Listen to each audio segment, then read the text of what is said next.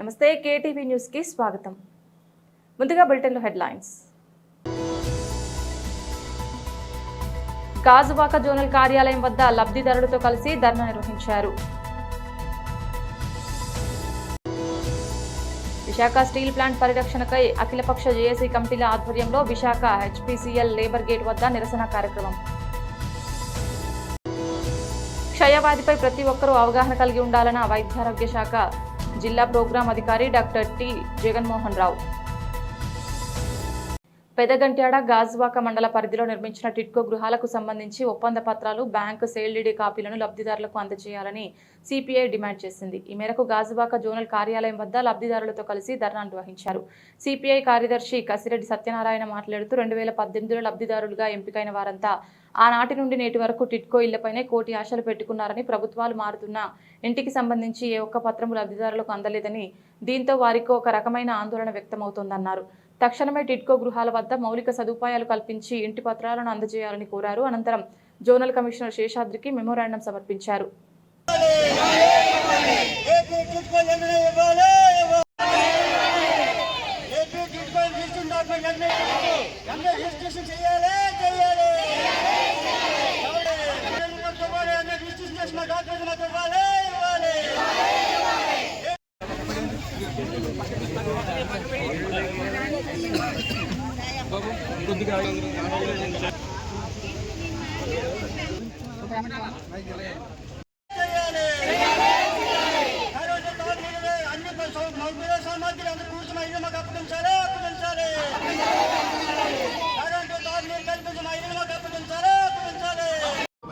జరస్ copy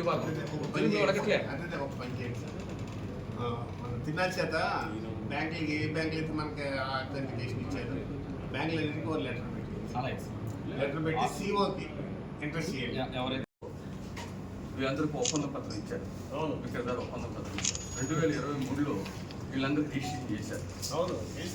వీళ్ళందరికీ దాదాపు 4 పెద్దలకి చిన్నలకి అందరికి నమస్కారం అండి. మొత్తం ముందైతే లోన్ అవుతుందని చెప్పారండి సార్. లోన్ అవుతుందని అని ఆశపడ్డాం. తీరా చూసేటప్పుడు మళ్ళీ బ్యాంకుకి పిలిచారు. మీకు సిబిల్ కోడ్ లేదు, మొత్తం డబ్బులు కడతారా లేకపోతే కట్టరా అని అడిగారు.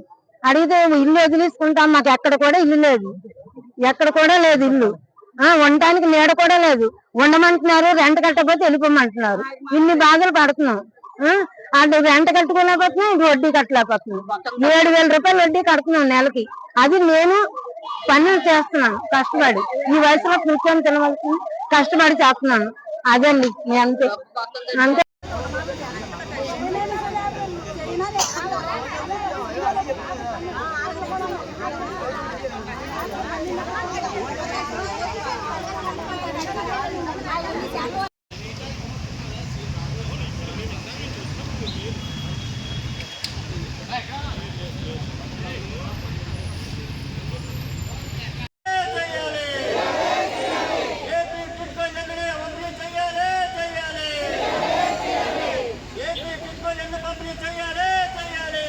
పత్రికా విలేకరులందరూ కూడా లబ్ధిదారుల తరపు నుంచి అభివందనలు తెలుపుతున్నాను. నా పేరు Kasireddy Satyanarayana, CPI communist party నియోజకవర్గానికి కార్యదర్శి. ఈ లబ్ధిదారులందరూ కూడా దాదాపు 2018-19లో ఈ లబ్ధిదారులందరూ కూడా విక్రయ ఒప్పందం ఏం జరిగింది, మున్సిపల్ ఆఫీస్ నుంచి ఒప్పందం జరిగింది. ఈ ఒప్పందం జరిగిన తర్వాత 2023లో వీళ్ళందరికీ కూడా బ్యాంకుల నుంచి లోన్లు ఇప్పిస్తూ సేల్ డీడీలు కూడా జరిగాయి. ఆ సేల్ డీడీలు కానీ ఒప్పంద ఒరిజినల్ పత్రాలు కానీ వీళ్ళ చేతికి ఇవ్వకుండా ఇప్పుడు 2025 అంటే దాదాపు 7-8 సంవత్సరాలు ఈ మున్సిపల్ ఆఫీస్ ఏసీడీలో పెట్టుకుని ఉన్నారు. సగం మందికి ఇచ్చారు, సగం మందికి ఇవ్వలేదు. మిగతా సగం మంది ఎందుకు ఇవ్వలేదని మేము ఎంక్వైరీ చేస్తే దాని మీద ఈ రోజున దళారులతో పాటు డూప్లికేట్లు వస్తున్నారు.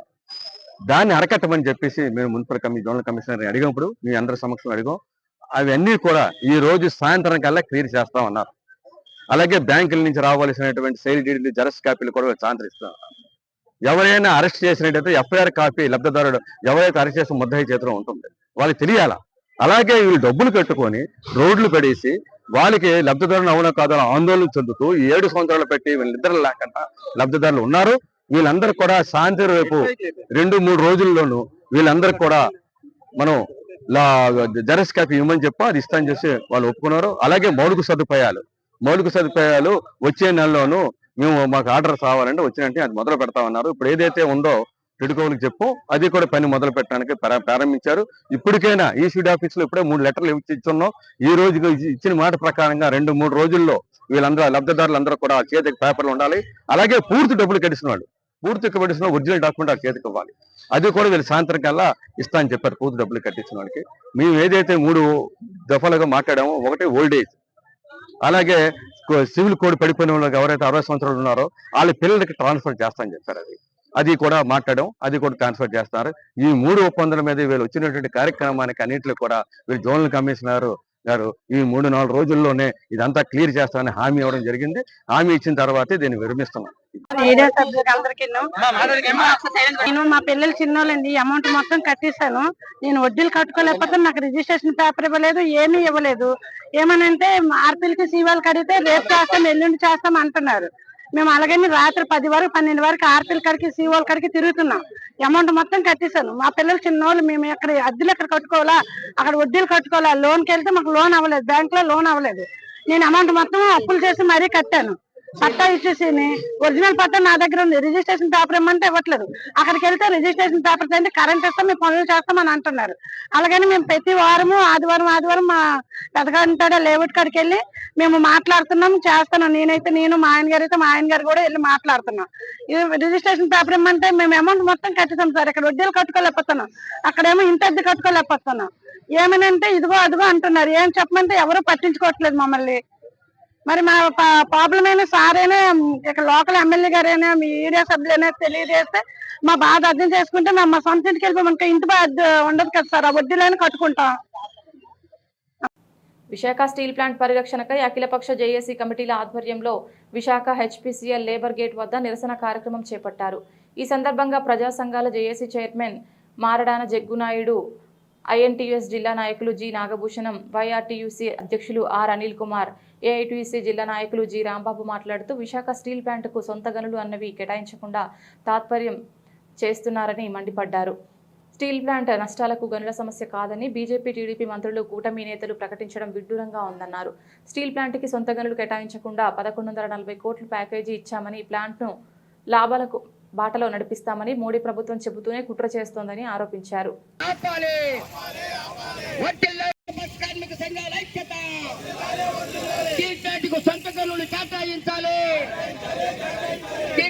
తొలగించిన కాంట్రాక్ట్ కార్మికుల పనిలోకి తీసుకోవాలి. స్టీల్ ప్లాంట్ కార్మిక నాయకులపై అక్రమ సోకేసినట్లు ఆపాలి. పోరాడి తీరుతాం, పోరాడి తీరుతాం, పోరాడి తీరుతాం. విశాఖ ఉక్కు ఆపాలి. స్టీల్ ప్లాంట్ పట్టున మోడీ ఆపాలి. విశాఖ స్టీల్ ప్లాంట్ సొంత అఖిలపక్ష కార్మిక సంఘాల ఐక్యత కేటాయించాలి. స్టీల్ ప్లాంట్ కి సొంత గనులు కేటాయించాలి. స్టీల్ ప్లాంట్ కి సొంత గనులు స్టీల్ ప్లాంట్ లో తొలగించిన కాంట్రాక్ట్ కార్మికులు వెంటనే పనులకు తీసుకోవాలి. స్టీల్ ప్లాంట్ కి సొంత గనులు కేటాయించాలి.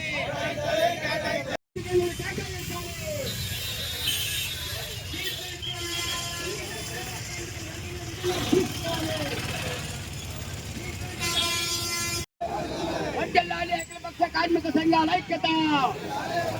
అమ్మడానికి వాడవుడు, అమ్మడానికి వాడవుడు. ఉక్కు, విశాఖ ఉక్కు, విశాఖ ఉక్కు, విశాఖ స్టీల్ ప్లాంట్ కాపాడుకుందాం, కాపాడుకుందాం స్టీల్ ప్లాంట్ ని, కాపాడుకుందాం స్టీల్ ప్లాంట్ ని. స్టీల్ ప్లాంట్ లో తొలగించిన స్టీల్ ప్లాంట్ ని స్టైల్ లో ఇళ్లలో చేయాలి. స్టీల్ ప్లాంట్ ని విలువ చేయాలి. స్టీల్ ప్లాంట్ ప్రైవేటీకరణ ఆపాలి. వర్ధిల్లాలి అఖిలపక్ష కార్మిక సంఘాల ఐక్యత. స్టీల్ ప్లాంట్ ప్రైవేటీకరణ ఆపాలి. అమ్మడానికి వాడవుడు, అమ్మడానికి వాడవుడు, అమ్మడానికి వాడవుడు. ఐఎన్టీసీ ప్రధాన కార్యదర్శి, అదేవిధంగా ఈ జేఏసీ కూడా వైస్ చైర్మన్గా ఐఎన్టీసీకి నేను రిప్రజెంట్ చేస్తున్నాం. ఈరోజు ముఖ్యంగా ఈ కార్యక్రమం చేయడానికి ప్రజల్లో చైతన్యం కలగాలి, విశాఖ ఉక్కును కాపాడుకోవాలి, ప్రజల్లో ఈ చైతన్యం తీసుకొచ్చి రావడానికే సుమారు 1,00,000 కరపత్రాలు ప్రజలకు కరపత్రాలు పంపిణీ అనేది కార్యక్రమం అన్ని ట్రేడ్ యూనియన్లు కలిపి మేము పెట్టడం జరిగింది. మరి ముఖ్యంగా మనం మీకు తెలియజేయవలసింది ఏంటంటే, అధికారంలోకి రాకముందు ఈ కూటమి ప్రభుత్వం అధికారం వేరే ప్రభుత్వానికి ఇచ్చి పనులు మమ్మల్ని చేయమంటున్నారు, మాకు అధికారం ఇవ్వండి, మేము పనులు చేసి చూపిస్తాం, విశాఖ స్టీల్ ప్లాంట్ కాపాడుతామని చెప్పి మాయ మాటలు, మోసపూరితమైన మాటలు చెప్పి అధికారంలోకి వచ్చిన తర్వాత ఈవేళ పర్మనెంట్ కార్మికులు బీఆర్ఎస్ పేరు మీద తొలగిస్తున్నారు. కాంట్రాక్టర్ కార్మికుల్ని సుమారు 4,000 మందిని తొలగిస్తున్నారు. అంతేకాకుండా పర్మనెంట్ ఉద్యోగాలకి ఈ కూటమి ప్రభుత్వం వచ్చిన తర్వాత జీతాలు లేని పరిస్థితి కూడా ఏర్పడింది. అంటే ఇది ఒక మోసపూరితంగా జిల్లా వ్యాప్తంగా అందరూ కూడా గమనించాలి. కూటమి ప్రభుత్వం చెప్పేది ఒకటి, చేసేది ఒకటి కార్యక్రమం జరుగుతూ ఉంది, మోసపూరితమైన మాటలు చెప్తూ ఉంది.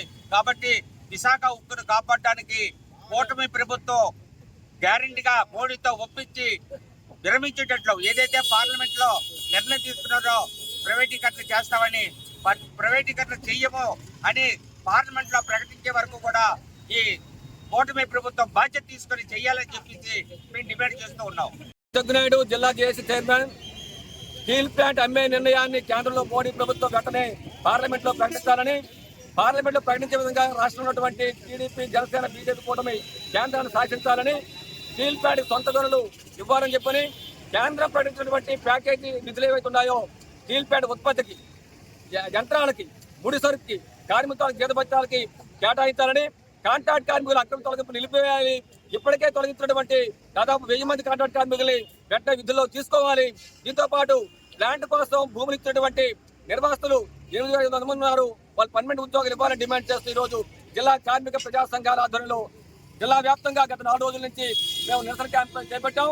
1,00,000 కరపత్రాలు ముద్రించి వాస్తవాలను ప్రజల ముందు ఉంచేందుకు ప్రయత్నం చేస్తున్నాం. దానిలో భాగంగానే హెచ్పిసిఎల్ దగ్గర ఈరోజు నిరసన కార్యక్రమం చేపట్టున్నాం. మోడీ ప్రభుత్వాన్ని శాసించి రాష్ట్రంలో కూటమి ప్రభుత్వం స్టీల్ ప్లాంట్ అమ్మే నిర్ణయాన్ని రద్దు చేయించాలని చెప్పి, సొంత పనులు సాధించాలని చెప్పి, మొత్తం నిధులన్నీ స్టీల్ ప్లాంట్ అభివృద్ధి కోసం కేటాయించే విధంగా చర్యలు చేపట్టాలని చెప్పి డిమాండ్ చేస్తా ఉన్నాం. క్షయవ్యాధిపై ప్రతి ఒక్కరూ అవగాహన కలిగి ఉండాలని వైద్యారోగ్య శాఖ జిల్లా ప్రోగ్రాం అధికారి డాక్టర్ టి జగన్మోహన్ రావు పేర్కొన్నారు. ప్రపంచ క్షయ నివారణ దినోత్సవం సందర్భంగా సోమవారం సీతానగరం ప్రాథమిక ఆరోగ్య కేంద్రం పరిధిలో నిర్వహించిన అవగాహన ర్యాలీలో ఆయన పాల్గొన్నారు.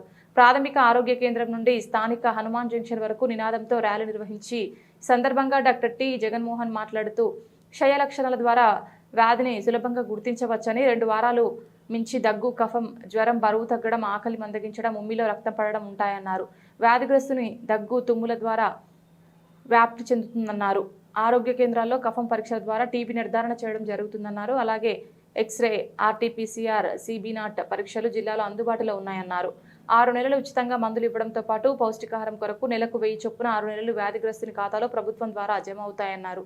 ప్రధానమంత్రి టీబీ ముక్త భారత్ అభియాన్ కింద వ్యాధిగ్రస్తులకు నిక్షయ్ మిత్ర దాతల ద్వారా పోషకాహారం అందిస్తున్నారని తెలిపారు. క్షేత్రస్థాయిలో వైద్య సిబ్బంది వ్యాధి లక్షణాలు సకాలంలో గుర్తించాలని, టీబీ వ్యాధిగ్రస్తులు క్రమం తప్పకుండా మందులు వేసుకునేలా పర్యవేక్షించాలని సూచించారు.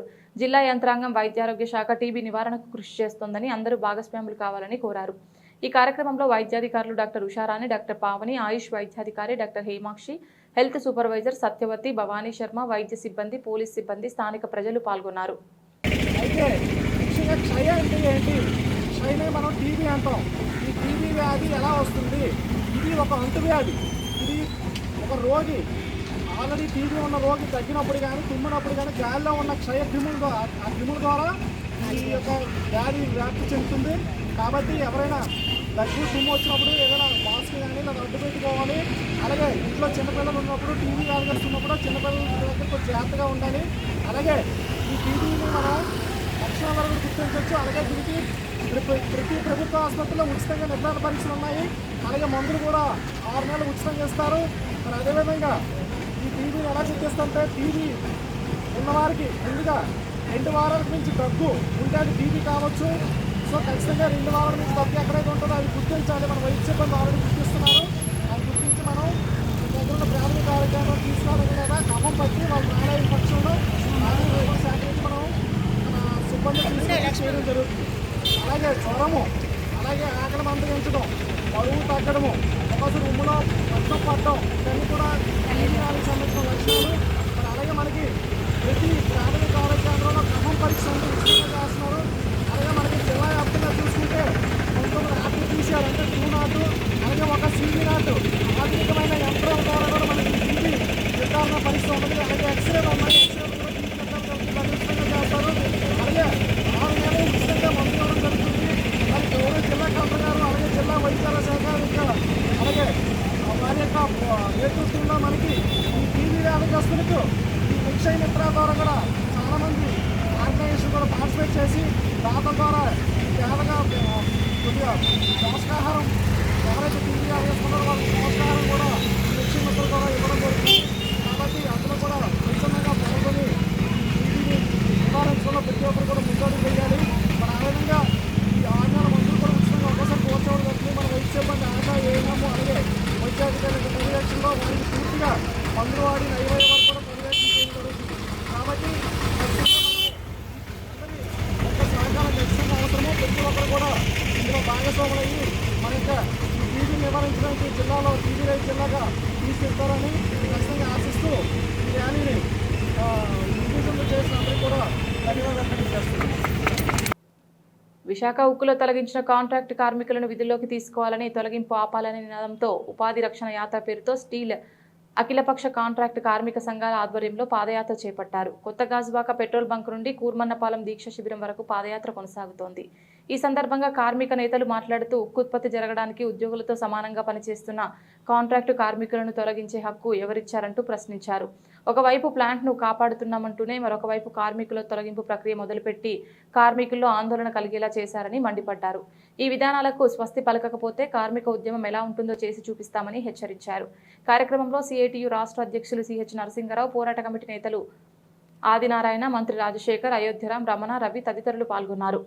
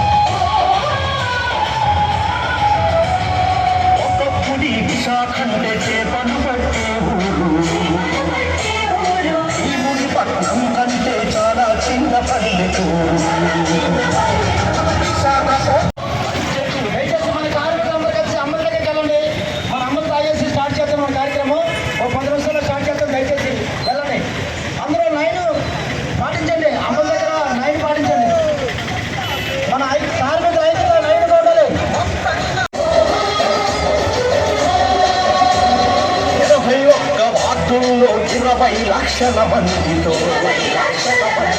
ఆసియాలో వేగంగా పెరుగుతున్న నగరమిది. వర్కర్స్ యూనియన్ ప్రధాన కార్యదర్శి. ప్రధానంగా కాంట్రాక్ట్ వర్కర్స్ పై యాజమాన్యం అనేకమైనటువంటి దాడులు జరుగుతుంది.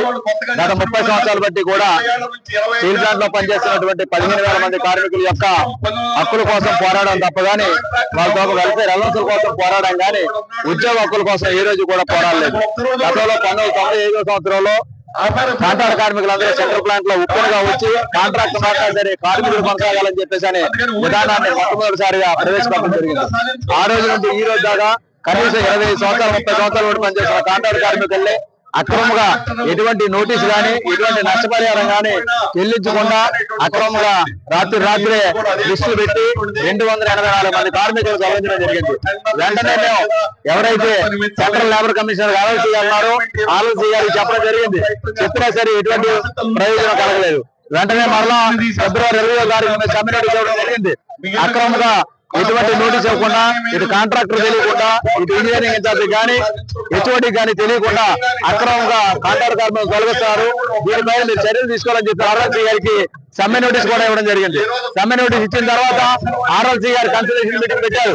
ఆ మీటింగ్ లో ఎవరినైతే మీరు 244 మంది తొలగించారో ఆ తొలగించిన కార్మికులందరినీ యథావిధిగా విధుల్లో తీసుకున్న తర్వాత ఒక కమిటీని ఏర్పాటు చేయండి. కాంట్రాక్ట్ అసోసియేషన్, కార్మిక సంఘాలు, మేనేజ్మెంట్ కలిపి ఒక అసోసియేషన్ ఏర్పాటు చేయండి. ఒక కమిటీని ఏర్పాటు చేసి ఆ కమిటీ ద్వారా విధి విధానాలు నిర్ణయించాలని చెప్పడం జరిగింది.